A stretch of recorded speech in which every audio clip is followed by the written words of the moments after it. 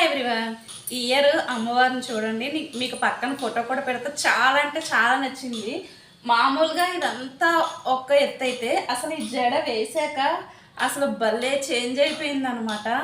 ఇది సవరము కాదు, లేదంటే కనుక ఇన్స్టెంట్ జడలు కూడా కాదు. అసలు నా జడ ఎలాగా బాగా ఉంటుందో సేమ్ అలాగైతే కనుక ఐడియా వచ్చి చేశాను. ఇవి పువ్వులు ఉన్నాయి కదా, జడ పువ్వులు. నా పెళ్ళప్పుడు పూల జడ ఉంటుంది కదా, ఆ పూల జడకు వచ్చిన పువ్వులు ఉంటాయి కదా, అవి దాచుకున్న ఆ పూల జడ పువ్వులు పెట్టాను. అలాగే మనకి ఊల్ థ్రెడ్ ఉంటుంది కదా, ఊల్ దారం అంటే చాలా ఇట్లకి ఉంటాయి. మనకి బయటకు వెళ్ళి అడిగినా కూడా ఊల్ దారం ఇస్తారనమాట. ఇది బ్లాక్ దారం.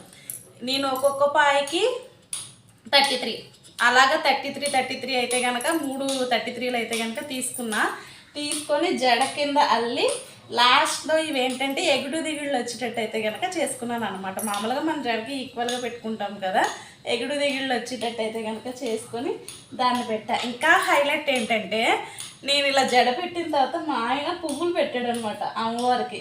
అసలు భలే పెట్టాడు ఈ జడ. ఈ పువ్వులు చూడగానే ఎవరికైనా వాళ్ళు చేసుకున్న అమ్మవారే ఏం చేసుకున్నా వాళ్ళ ఓన్గా చేసుకుంటే చాలా హ్యాపీగా అనిపిస్తుంది కదా. నాకు మాత్రం అసలు ఇయర్ జడతో అమ్మవారు ఇంకా బ్రైట్గా అందంగా హైలైట్గా అయితే కనుక కనిపిస్తారనమాట. మీకు కూడా ఇది నచ్చితే కనుక ఫాలో అవ్వండి. ఏం లేదు, ఇలాంటి ఊల్ థ్రెడ్ తీసుకొని 3 పాయలు అంటే కొంచెం లావుగా రావాలి కాబట్టి ఇలా 3 పాయలు తీసుకొని చక్కగా జడ కిందల్లి నేను వెనకాల అమ్మవారి హెడ్ ఉంది కదా వెనకాల, ఆ వెనకాల పినీస్తో అయితే కనుక పెట్టేశాను అనమాట. ఇలాగా మీరు కూడా ట్రై చేయండి, చాలా బాగుంటుంది. ఒకవేళ ఇవే లేవు అనుకోండి, మనం వేరేగా నేను ఆల్రెడీ పోస్ట్ చేశాను. చిన్న చిన్న మనకి యూపిన్స్ ఉంటాయి కదా, పూసలు ఉన్నా కూడా ఇలా మధ్యలో ఎలాగైతే పెట్టుకుంటామో అలా పెట్టుకోవచ్చు అనమాట. ఇలాగా పెట్టాను.